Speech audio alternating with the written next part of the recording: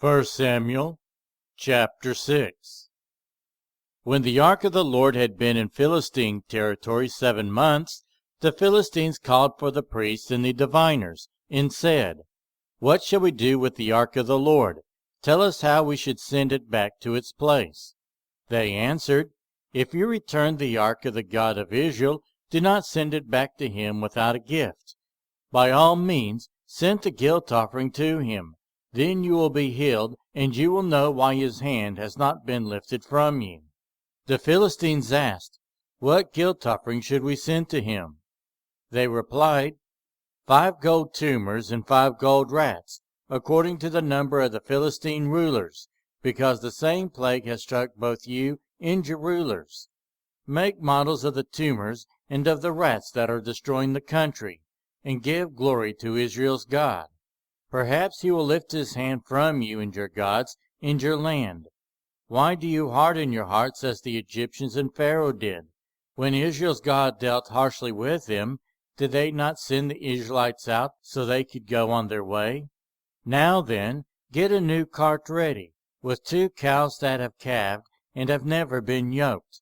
Hitch the cows to the cart, but take their calves away and pin them up. Take the ark of the Lord and put it on the cart, and in the chest beside it put the gold objects you are sending back to him as a guilt offering. Send it on his way, but keep watching it. If it goes up to its own territory, toward Beth Shemesh, then the Lord has brought this great disaster on us. But if it does not, then we will know that it was not his hand that struck us, but that it happened to us by chance." So they did this. They took 2 such cows and hitched them to the cart and pinned up their calves. They placed the ark of the Lord on the cart, and along with the chest containing the gold rats and the models of the tumors. Then the cows went straight up toward Beth Shemesh, keeping on the road and lowing all the way. They did not turn to the right or to the left. The rulers of the Philistines followed them as far as the border of Beth Shemesh. Now the people of Beth Shemesh were harvesting their wheat in the valley, and when they looked up and saw the ark, they rejoiced at the sight. The cart came to the field of Joshua of Beth Shemesh, and there it stopped beside a large rock. The people chopped up the wood of the cart and sacrificed the cows as a burnt offering to the Lord.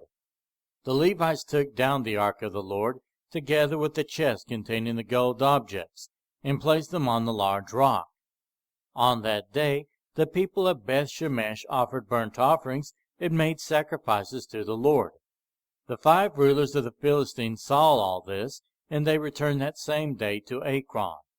These are the gold tumors the Philistines sent as a guilt offering to the Lord, 1 each for Ashdod, Gaza, Ashkelon, Gath, and Ekron. And the number of the gold rats was according to the number of Philistine towns belonging to the 5 rulers, the fortified towns with their country villages. The large rock on which the Levites set the ark of the Lord is witness to this day in the field of Joshua of Beth Shemesh. But God struck down some of the inhabitants of Beth Shemesh, putting 70 of them to death because they looked into the ark of the Lord. The people mourned because of the heavy blow the Lord had dealt them. And the people of Beth Shemesh asked, "Who can stand in the presence of the Lord, this holy God? To whom will the ark go up from here?" Then they sent messages to the people of Kiriath Jearim, saying, "The Philistines have returned the ark of the Lord. Come down and take it up to your town."